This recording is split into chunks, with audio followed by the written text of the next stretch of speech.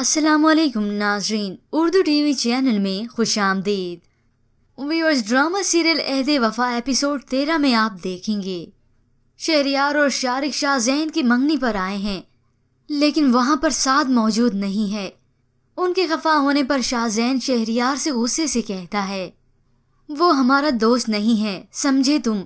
تو شہریار اسے کہتا ہے ہم تمہارے ملازم نہیں ہیں۔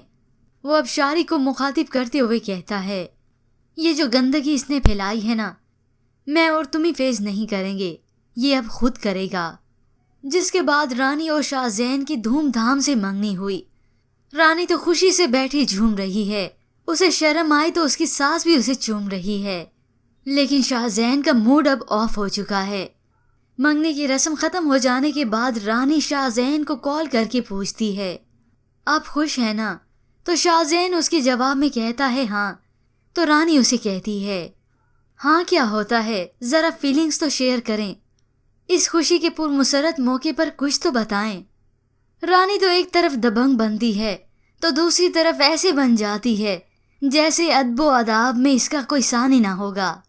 ادھر سعد اپنے اور اپنی دوستوں کی حرکتوں پر انہیں بتاتا ہے تینوں کو پی ایم سے نکال دیں گے اور کیا۔ تو گلزار حسین خوشی سے کہتا ہے قسم سے؟ سعد کہتا ہے ہاں۔ تو گلزار حسین کہتا ہے اگر ایسا ہو گیا نا تو تیرا بھائی سیدھا جائے گا تونسا شریف۔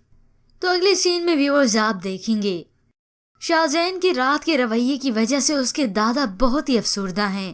وہ شہریار سے کہتے ہیں رات کو بھری محفل میں اس نے وہ روپ کیوں دکھایا جو اس نے کبھی نہیں دکھایا تھا، اور شہریار آخر کار دادا کو تمام حقیقت بتاتا ہے جو اس کے اور سعد کے مابین جھگڑے کی وجہ بنی۔